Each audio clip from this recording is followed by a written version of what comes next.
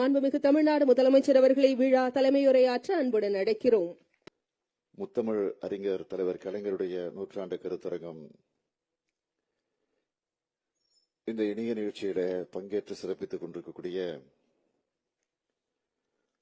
மாண்புமிகு அமைச்சர் பெருமக்கள் மு.பே. சாமிநாதன் அவர்களே, மா. சுப்பிரமணியம் அவர்களே, சேகர்பாபு அவர்களே,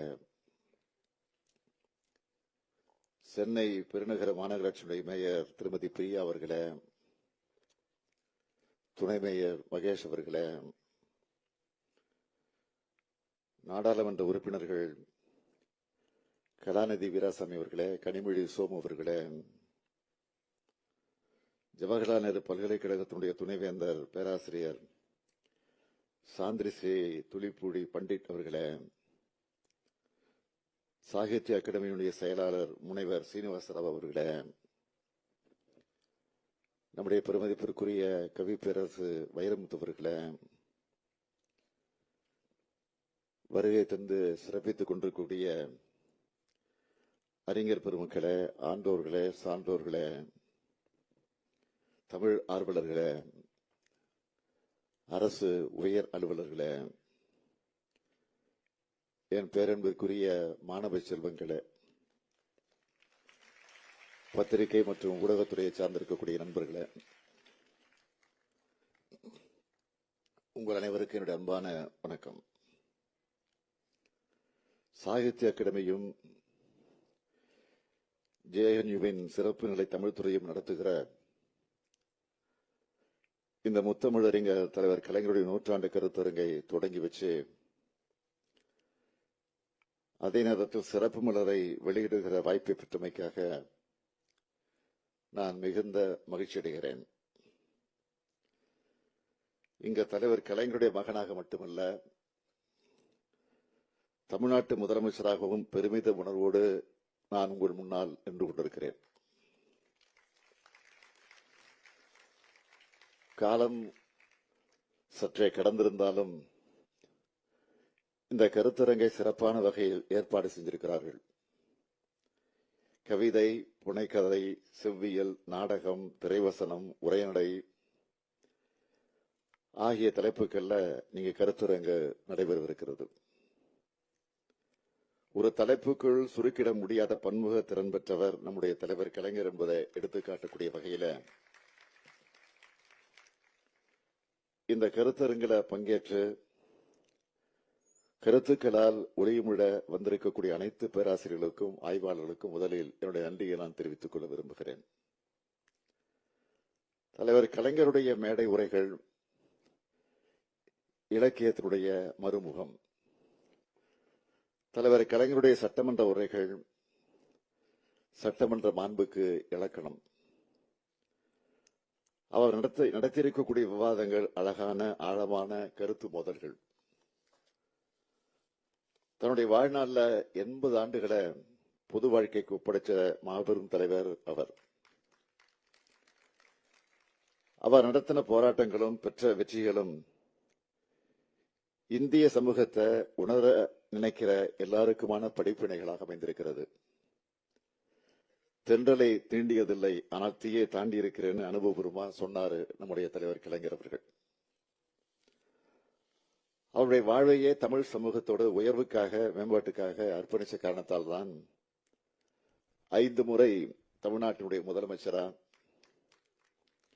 50 ஆண்டுகள் தமிழர்களுக்கான இயக்கத்தினுடைய தலைவரா அவரால் இருக்க முடிந்திருக்கிறது.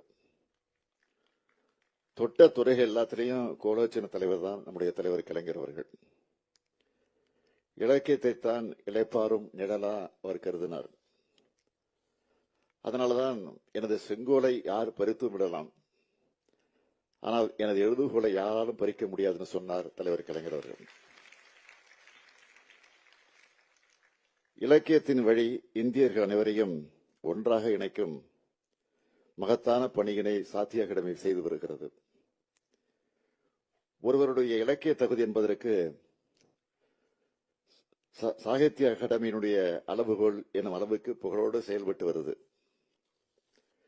எழுத்தாளர்களையும் மொழிபெயர்ப்பாளர்களையும் ஊக்குவிக்கக்கூடிய சாகித்ய அகாடமியுடைய பணி மகத்தானது, போற்றுதலுக்குரியது. அவர்கள் கலைஞருடைய நூற்றாண்டு விழாவை JNU-வோடு இணைந்து இங்கு கொண்டாடுவது சிறப்புக்குரிய ஒன்றாக அமைந்திருக்கிறது. இந்தியாவில் எத்தனையோ பல்கலைக்கழகங்கள் இருந்தாலும் JNU-வுக்கு என்று தனி குணம் உண்டு. கருத்தாழமிக்க உரையாடல்களுக்கு இடமாக உள்ள JNU-வில் வெளிவர ஆய்வுகள் உலக அளவில் பேசப்படுது. அதனால்தான் உலக அளவிலான பல்வேறு பல்கலைக்கழகங்கள் JNU-வோட இணைந்து பணியாற்ற விரும்புகின்றன. அதனால்தான் முத்தமிழறிஞர் தலைவர் கலைஞர் அவர்கள் JNU-வில் தமிழுக்கு ஒரு தனி இருக்கை இருக்குன்னு விரும்பி அதை செயல்படுத்தி காட்டினார். 15 ஆண்டுகள் கழிச்சு இன்னைக்கு அந்த இருக்கைய தனி துறையா வளர்க்கிற வாய்ப்பு எனக்கு கிடைச்சது. அந்த வகையில தமிழ் இலக்கியவியல் என்ற தனித்துறையை உருவாக்க 5 கோடியே 30 லட்சம் ரூபாய் வழங்கணும். JNU-வோட பன்னோக்கு கலையரங்கத்துக்கு அருகே உலக பொதுமறை தந்த ஐயன் திருவள்ளுவருடைய சிலையை நிறுவ நடவடிக்கை மேற்கொள்ளப்பட்டு வருது. சாகித்ய அகாடமியும் JNU-வும் இணைந்து நடத்துற இந்த விழா மூலமா தலைவர் கலைஞர் அவர்கள் இந்திய இலக்கிய முகமாக அங்கீகரிக்கப்படும் நாளாக இது அமைஞ்சிருக்கு. இந்த நேரத்தில் இங்கே ஒன்று செய்தியை நான் குறிப்பிட விரும்புகிறேன். இந்திய உலகில பரவலாக அறியப்படும் செய்திதான் என்றாலும் அதை இந்த இடத்துல பதிவு செய்ய வேண்டியது அவசியம் என்பதால் சொல்லுகிறேன். சாகித்ய அகாடமி விருது பெறும் உழைப்பாளர்களுக்கும் வீடு வழங்கணும் என்று முடிவு செஞ்சு முத்தமிழறிஞர் கலைஞருடைய பிறந்த நாள் அன்று கனவு இல்லம்னு ஒரு திட்டத்தை நடைமுறைப்படுத்தின. இந்த திட்டத்துல 15 அறிஞர்களுக்கு தமிழ்நாடு அரசு கனவு இல்லம் வழங்கியிருக்கு. பரிசு தொகை 1 லட்சம்னா வீட்டோட மதிப்பு மட்டும் சுமார் 1 கோடி ரூபாய்க்கு மேல. அதுவும் அந்த வீட்டுக்கான பத்திர செலவு முதலானவற்றையும் தமிழ்நாடு அரசே இருக்குது. கனவு இல்லம் திட்டத்தினுடைய நீட்சியா சாகித்ய அகாடமி மொழிபெயர்ப்பாளர் விருது பெற்றவர்களும் கனவு இல்லம் வழங்கப்படும் அறிவிக்கப்பட்டு இதுவரை 10 மொழிபெயர்ப்பாளர்களுக்கு கனவு இல்லம் வழங்கப்பட்டிருக்கு என்பதை மகிழ்ச்சியோடு நான் தெரிவித்துக் கொள்ள விரும்புகிறேன். இந்தியாவில் எந்த மாநிலத்திலும் இப்படிப்பட்ட திட்டம் இல்லைன்னு சொல்லத்தக்க வகையில் இதனை நாம் செயல்படுத்தி இருக்கிறோம். இதுக்கெல்லாம் ஒரே நோக்கம், படைப்பாளிகளை அவங்க வாடுகிற காலத்திலே போற்றணும் என்பதுதான். எழுத்தாளரை போற்ற சமூகம்தான் உயர்ந்த சமூகமாக இருக்க முடியும். இந்த சமூகத்தோட முன்னேற்றத்திற்காக, மக்களோட உயர்வுக்காக, அவங்களுடைய சமூக விடுதலைக்காக, முற்போக்கு சிந்தனைக்காக இயங்கும் எழுத்தாளர்களை தமிழ் சமூகம் உச்சிமோந்து கொண்டாட தவறுவதே இல்லை. அந்த வழியில்தான் தலைவர் கலைஞர் அவர்களும் தமிழ் இலக்கியவாதியாக இருந்து சிறப்பான படைப்புகளை கொடுத்தது மட்டுமில்லாமல் சிறப்பான படைப்பாளிகள் அனைவரையும் அங்கீகரித்தார், அரவணைச்சார். அதுதான் அவருடைய தனிச்சிறப்பு. இலக்கியவாதிகளுக்காக முத்தமிழறிஞர் கலைஞர் செஞ்ச ஏராளமான பணிகள்ல பொன்னெழுத்துக்களால் குறிக்கப்பட வேண்டிய ஒன்றுதான் தமிழ்நாட்டுடைய முதலமைச்சராக கலைஞர் பொறுப்பேற்ற காலங்களில் 108 தமிழறிஞர்களுடைய நூல்களை நாட்டுடைமையாக்கி அவருடைய மரபுரிமையாளர்களுக்கு நூலுரிமை தொகையா 7,76 லட்சம் ரூபாயை வழங்கியது. அத்தகைய தலைவர் கலைஞருடைய அடியொற்றி நான் முதலமைச்சராக பொறுப்பேற்றது முதல் இந்த 4 ஆண்டுகள்ல 36 தமிழறிஞர்களுடைய நூல்களை நாட்டுடைமையாக்கப்பட்டு நூலுரிமை தொகையா 4,25 லட்சம் ரூபாய் வழங்கப்பட்டிருக்கு. அது மட்டுமல்ல, தன்னையே தமிழ்நாட்டுக்கு ஒப்படைத்த தலைவர் கலைஞர் அவர்கள் அனைத்து படைப்புகளும் நூலுரிமை தொகை ஏதுமின்றி நாட்டுடைமையாக்கப்பட்டிருக்கு. 75 திரைப்படங்களுக்கு திரைக்கதை வசனம், 15 புதினங்கள், 20 நாடகங்கள், 15 சிறுகதைகள், 210 கவிதைகள் படைச்சவர். இலக்கியத்துறையில் மட்டுமல்ல, அரசியலையும் கழக உடன்பிறப்புகளுக்கு 7,000க்கும் மேற்பட்ட கடிதங்கள், கரிகாலன் என்ற பெயர்ல கேள்வி பதில், தான் நடத்திய இதழ்களை எண்ணற்ற தலையங்கங்கள், தன்னுடைய வாழ்க்கை வரலாற்று 6 பாகங்களாக எழுதிய நெஞ்சுக்கு நிதின்னு எழுதுனதோடு கலைஞரின் படைப்புகள் 178 நூல்களாக வெளிவந்திருக்கு. இதெல்லாம் மட்டுமில்லாமல் ஏறத்தாழ 7 லட்சம் பக்கங்களும் அந்த புத்தகத்தில் அடங்கி இருக்கிறது.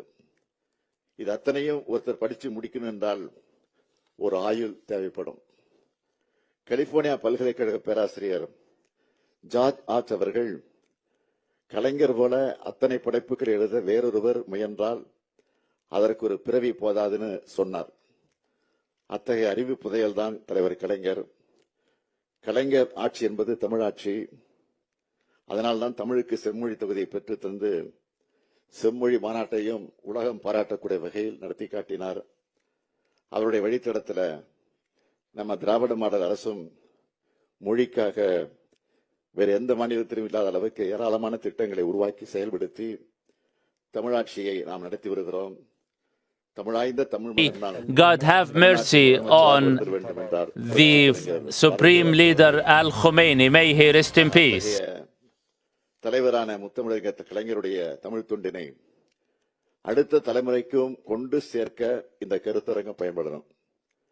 கலைஞரின் புகழ் பாடுகிறதாக என்பது மட்டுமில்லாமல் கலைஞர் உருவாக்க விரும்பின சமத்துவ எண்ணமும் முற்போக்கு சிந்தனையும் கொண்ட சமுதாயத்தை உருவாக்க இது போன்ற கருத்தரங்கங்கள் பயன்படணும்.